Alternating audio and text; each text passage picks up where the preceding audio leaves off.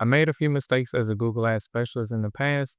And before you launch that new Google Ads campaign, I want to share some of the lessons that I wish I knew when I first started. Whether you're a local business owner looking to do it yourself or a startup Google Ads agency, you definitely want to watch this video. I've helped over hundreds of local service clients. Here are some testimonials from my past clients that I've worked with doing Google Ads. And so with that being said, let's hop into this video. Number one, starting out when I was doing Google Ads, I would have the client tell me like, what do they want more? Leads, phone calls, or what have you. And then I would send their traffic to a landing page, not knowing that there's more to it than just sending traffic, relevant traffic to a landing page. I soon realized once the conversion rate was super low that there needed to be an offer. And majority of the time when I looked at other competitors of my clients, they were running like a percentage off or a dollar amount off. Or hell, even I've seen some roofing people even offer to give $100 gift card if you signed up, if you opted in and became a customer of theirs. And so from that point on, I realized that whenever you're sending traffic to a landing page, especially in lead generation, there needs to be an offer, an irresistible offer. Number two, so imagine that you're shopping for some new Nike slides because your old ones are just old and ratty and it's time for a new pair. And you go online and you go to, let's say, footlocker.com, or you search on Google Nike slides, and then you land on footlocker.com. But instead of sending you to instead of sending you to the slides collection page, Foot Locker decides to send you to the all shoes page where any and everything, and it's super overwhelming. And then you have to take the extra step to filter out what shoes or slides that you're looking for. It's kind of similar to what some of my older clients used to do. They would send traffic to their main website, their homepage, and there's tons of other pages to go to. You can look at the services page, the testimonial page, the FAQ page, but they're not sending them directly to the page that's specific to the service that they're looking for. So if you're, let's say, a dentist and you're sending traffic and targeting keywords, there are people are looking for Invisaligns, and you send them to the homepage of your dental website, they're not going to find what they're looking for.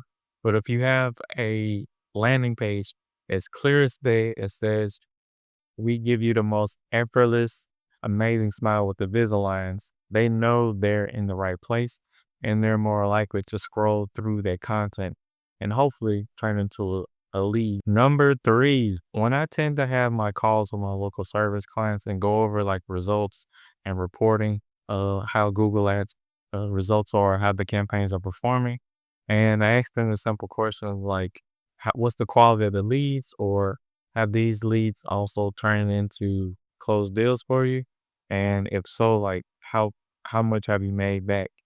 And in those instances, they don't really know the answer. They're not tracking how much they're making from these leads, or even know like if I send you 10 leads or 10 calls, how many of those calls are actually turning into deals as well?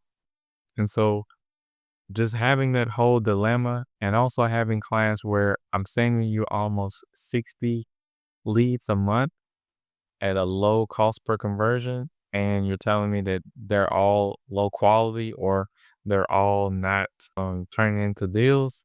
That's when I had to pivot and start setting expectations about like, what does a lead cost to you? Like, what's a good cost per lead to you?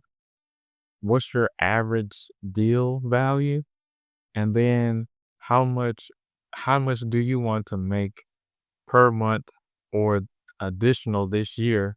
And then just from those numbers alone, I can crunch those into Google Ads numbers and create a plan to say, hey, now let's track how much these leads are getting you. And then at the end of each week or each month, I can say, hey, Bob, you spent $3,000 this month from these 30 leads, you got $40,000 in closed deals and projects. And so that's when I realized that knowing the numbers, the business numbers and the Google Ads numbers is one of the best things you should do, especially when you're setting expectations and goals at the very beginning when you're running ads for a local service client. Number 4. So I had this one client whose business is always booming in the spring and summertime. They're basically in the landscaping industry. And when the fall and winter season comes about, their business is usually pretty quiet, but they do have a few one-off during that time frame. And during the time of like the peak season, they're getting amazing amounts of leads.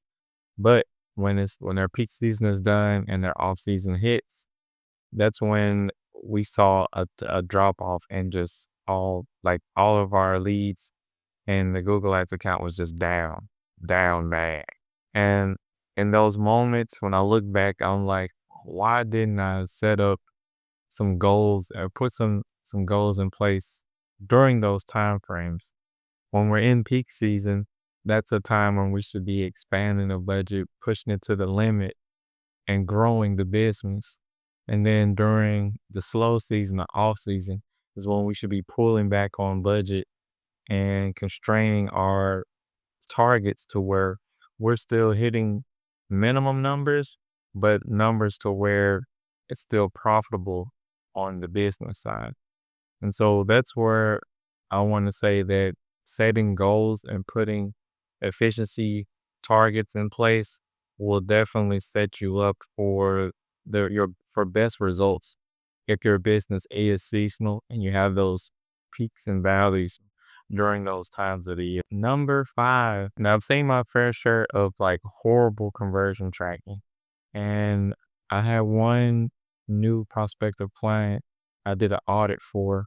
And when I looked at their conversion tracking, they were tracking every and anything. Like basically just when someone clicked on the ad, it was a conversion.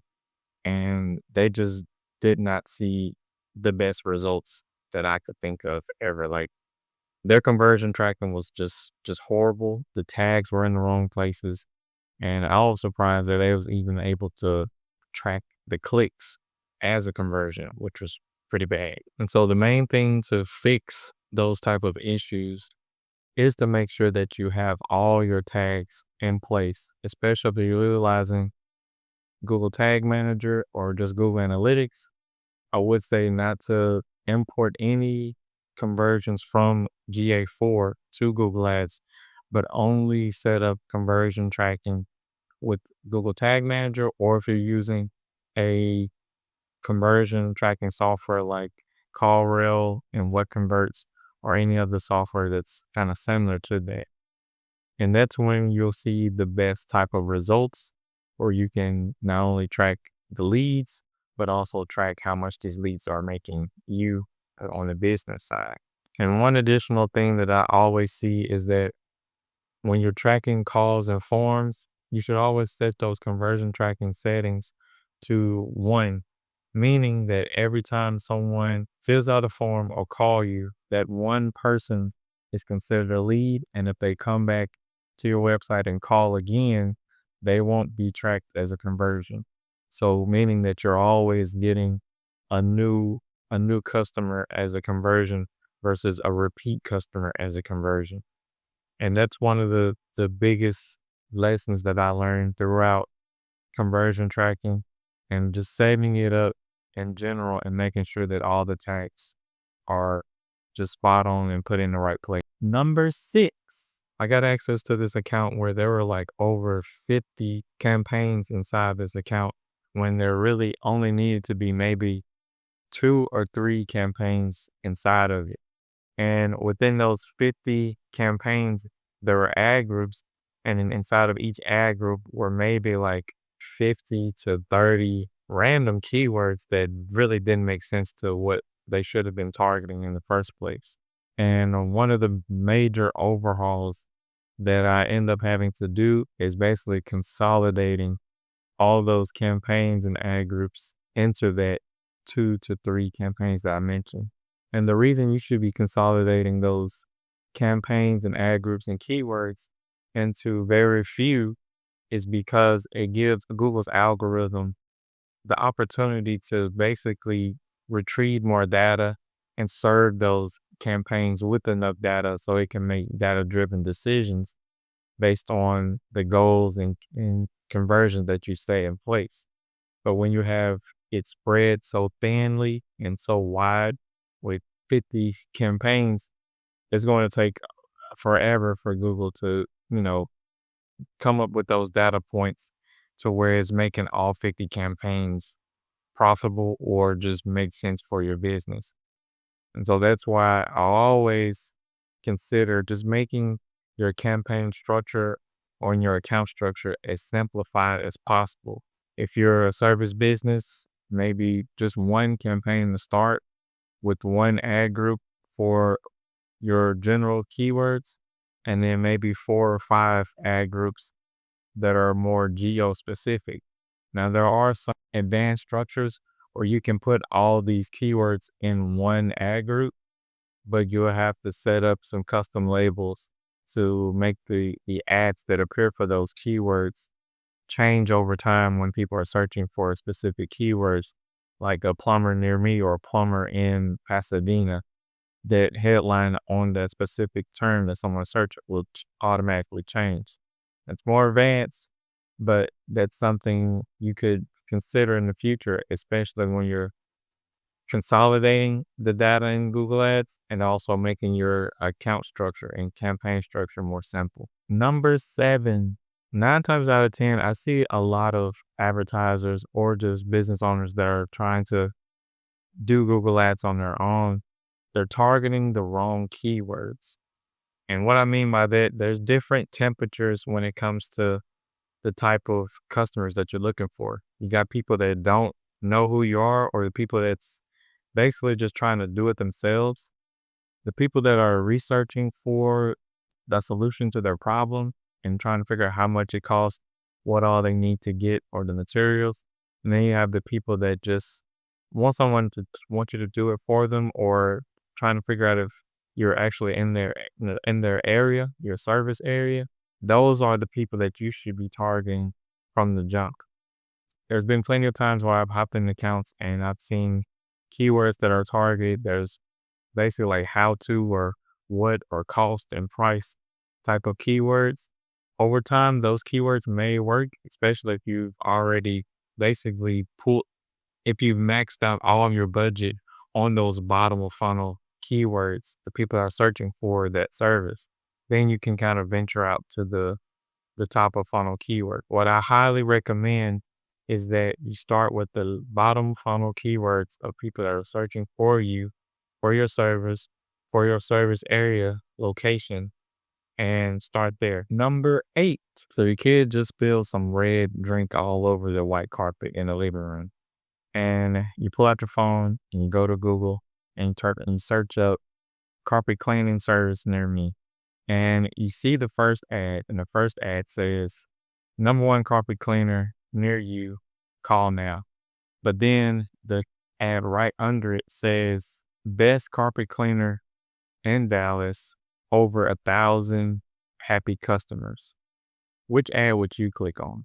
Now, the reason I'm saying this is because the ad copy or ad creative is one of the most important things that you should be making sure you are speaking to your customer right when they're in the market for your service. And it's not just using just generic ad copy like call me now or #1 in this city or best in town. You need to be using the benefits of why they should be using your service, and also what makes you stand out. And if you have an amazing offer, list out those offers that you have if they do decide to, take you up for your offer and opt in for one of your service packages. You want to make your ad copy clear and precise to the ideal customer that you're looking for. And also you want to be able to stand out against all of the other competitors that are in the search results page along with your ad. And that's why I'm always saying make sure you're using language that stands out, using numbers, sometimes funny jokes in the ad works as well, and asking a question like, do you need carpet cleaning services? And if they and psychologically we would think in our heads when we see that headline, we'll say yes, and we'll click. And so just making sure that your ad copy speaks to your ideal customer is the number one thing. Cause that's the last thing that you see outside of the account. And so if you want a successful Google Ads campaign, you want to see it built from start to finish, from scratch basically, watch this video right here because in this video I'll show you just that.